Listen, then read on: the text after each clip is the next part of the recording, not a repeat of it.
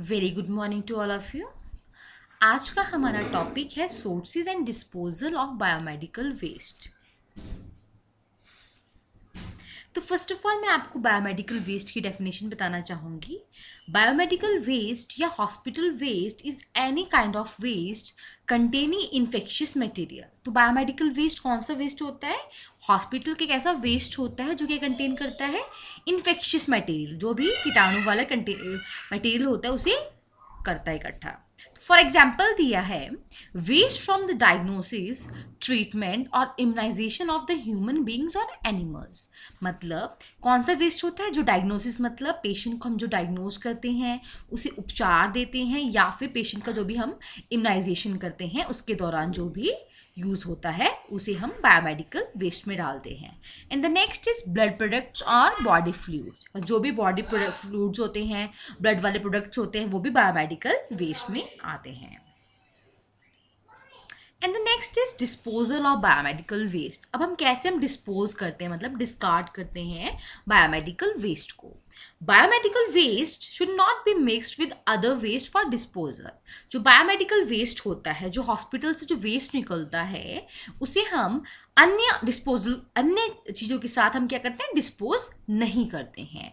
It should be dispose according to the notification of biomedical waste rule, जो कि 1998 में आई थी by the ministry of environment and forest.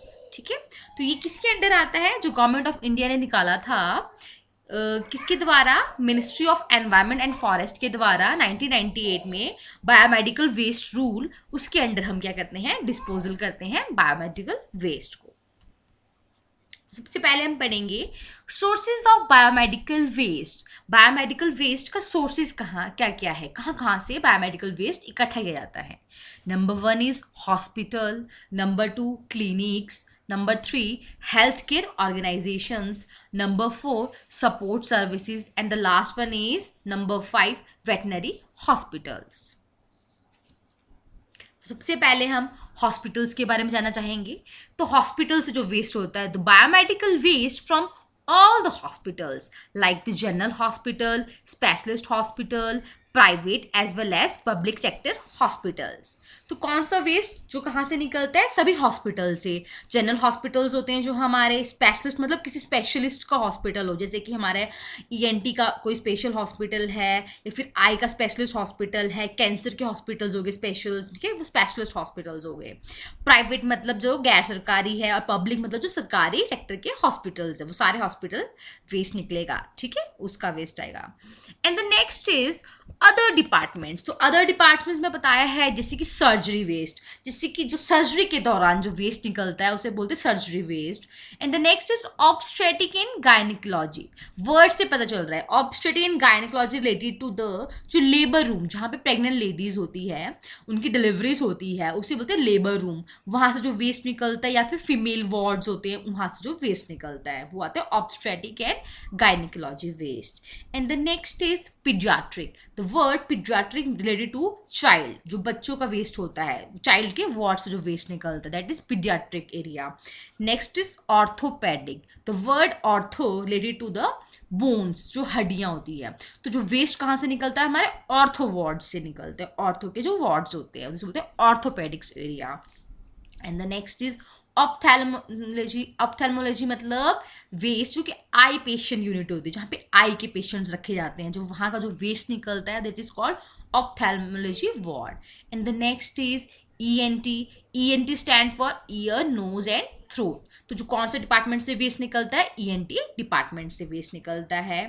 And the next is emergency services, जहाँ पे आपातकालीन services दी जाती है, जैसे हमारे ट्रायज होते हैं जहाँ सबसे पहले हम पेशेंट को रिसीव करते हैं, वहाँ के एरिया से जो वेस्ट निकलता है वो सारे कहाँ पे आते हैं? सारे पॉइंट्स ये हॉस्पिटल्स में आते हैं। And the next is operation theatre, जो ओटी थिएटर्स होते हैं, जो वहाँ से वेस्ट निकलता है वो आते हैं operation theatres. Next is ICU, CCU, ये कहाँ यूनिट्स होती है? हमारे हॉस्पिटल्स में होती है। That is intensive care unit, जो जहाँ पे सिक पेशेंट आते हैं, जहाँ बीमार पेशेंट्स आते हैं। And the next is CCU, critical care unit.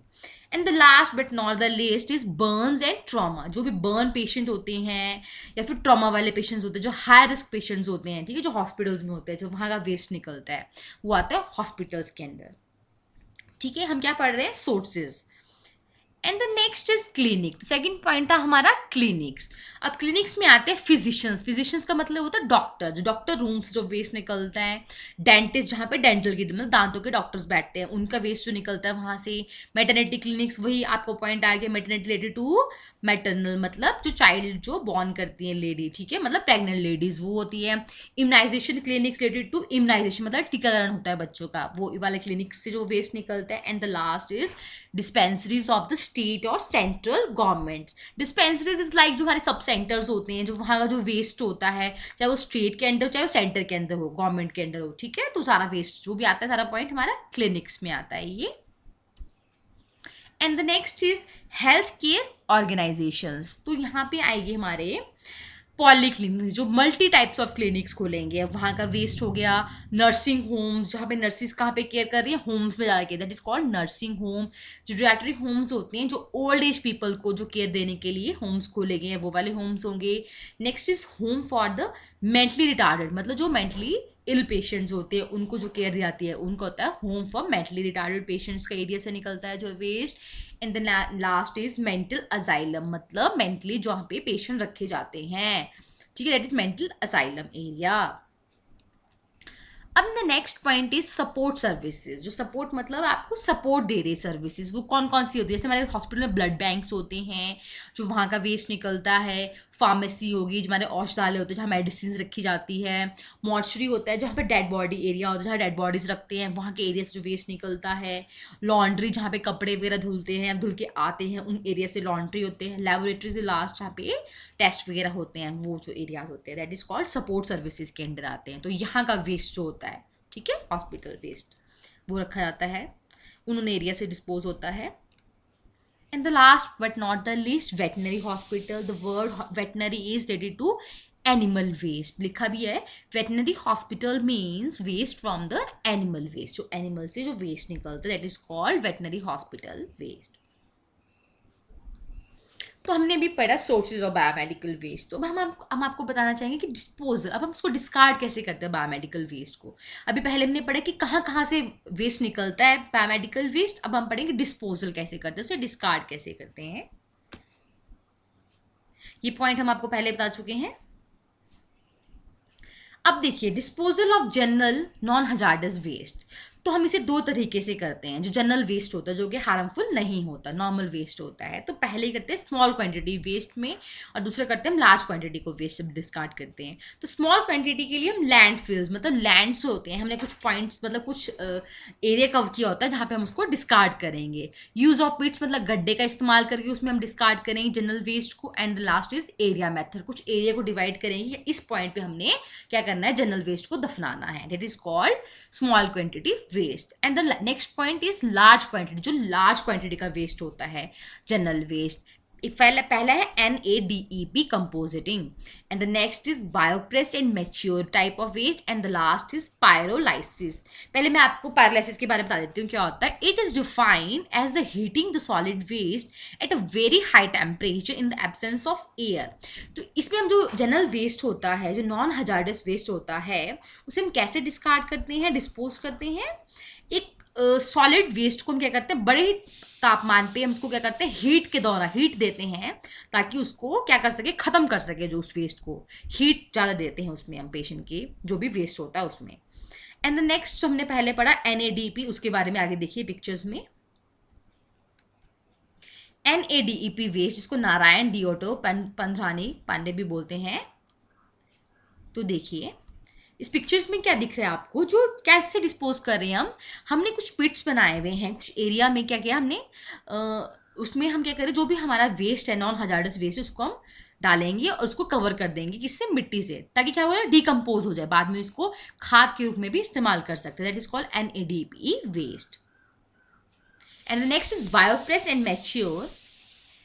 तो जैसे कि हम लोग हॉस्पिटल में बायोमेडिकल वेस्ट को डिस्कार्ड करने हैं, तो डिफरेंट बीन्स में डिस्कार्ड करते हैं। जैसे कि हमारे पास क्या होता है, ग्रीन या फिर ब्लैक कलर का बीन होता है, रेड कलर का बीन होता है, येलो कलर का बीन होता है, and white and blue colour का होता है।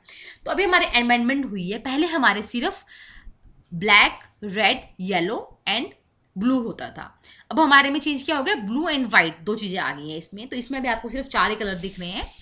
तो आप लोग को जनरल वेस्ट आता है हमारा ब्लैक में या फिर ग्रीन में, रेड में आपको दिख रहा है जो इन्फेक्शियस वेस्ट होता है, हजार्डस वेस्ट होता है, वो आता है।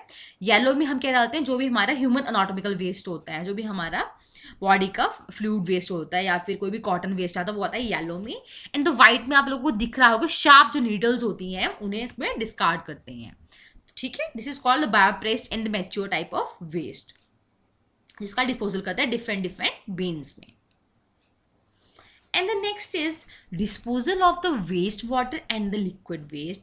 तो हम कैसे करते हैं, जो भी वेस्ट वाटर होता है, पानी होता है या फिर लिक्विड जो भी वेस्ट निकलता है पेशेंट के बॉडी फ्लूइड से या फिर बॉडी से, तो कैसे हम उसे डिस्कार्ड करेंगे। तो इसमें लिखा है डिस्चार्ज इनटू द सीवियर्स, जो भी सीवरेज टैंक्स होते हैं फिर सीवरेज एरिया होते हैं वहाँ पर डिस्कार्ड करते हैं। सोक पिट्स है लाइक बेसिन्स होगी उसमें हम डिस्कार्ड कर देते हैं, या फिर वैसे पिट्स में करते हैं, वैसे गड्ढों में करते हैं, जो क्या करते हैं सो कर लेता है, मतलब सुखा लेता है उन चीज़ों को। या फिर वेस्ट स्टेबलाइजिंग पॉन्ड्स, मतलब पॉन्ड्स एक दरिया सा होता है उसमें हम उसको डिस्कार्ड करते हैं। And the next is disposal of human anatomical blood and body fluid waste.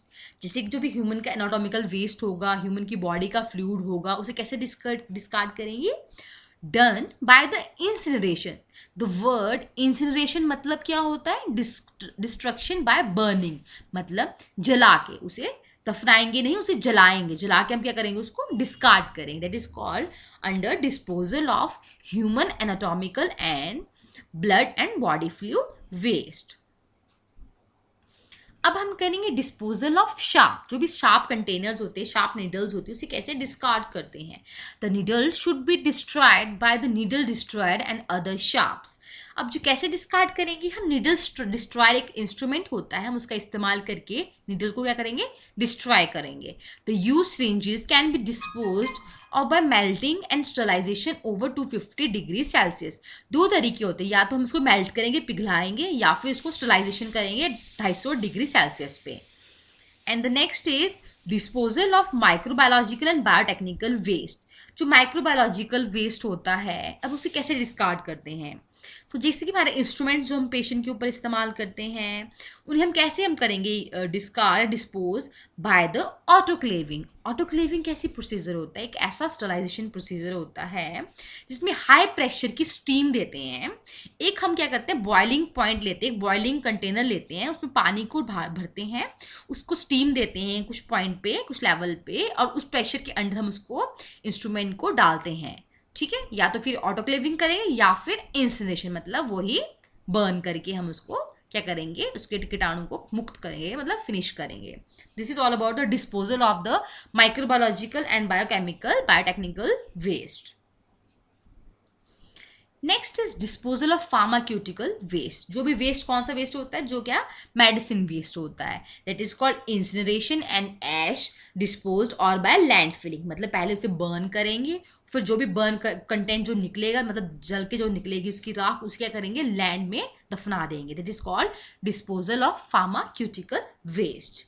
And the last is disposal of infectious solid waste and disposal of chemical waste. जो भी सॉलिड और केमिकल वेस्ट उसे कैसे dispose करेंगे, first हम क्या करते हैं, पेशेंट पे उस पर ट्रीटमेंट करेंगे उस चीज़ का, and converted to the non hazardous waste. कैसे उसे करते हैं, ठीक उसे ट्रीट, हम क्या करते हैं, जो भी हजार्डस वेस्ट होता है उसे नॉन हजार्डस में कन्वर्ट करेंगे, ताकि वो क्या हो, मतलब किसी भी एरिया के लिए खतरनाक ना हो, उसे नॉन हजार्डस वेस्ट में कन्वर्ट करिए। फिर उसके बाद उसको वैसे ही इंसिनरेशन करेंगे, बर्न करेंगे और उसे भी दफना देंगे। तो now I am going to summarise my topic. तो हमने आज पढ़ा है sources of BMW, that is biomedical waste, and the disposal of biomedical waste. Sources of biomedical waste में हमने पढ़ा हॉस्पिटल से जो वेस्ट निकलता है, क्लिनिक से, हेल्थ केयर ऑर्गेनाइजेशन से, सपोर्ट सर्विसेज से, and the last is veterinary hospital से।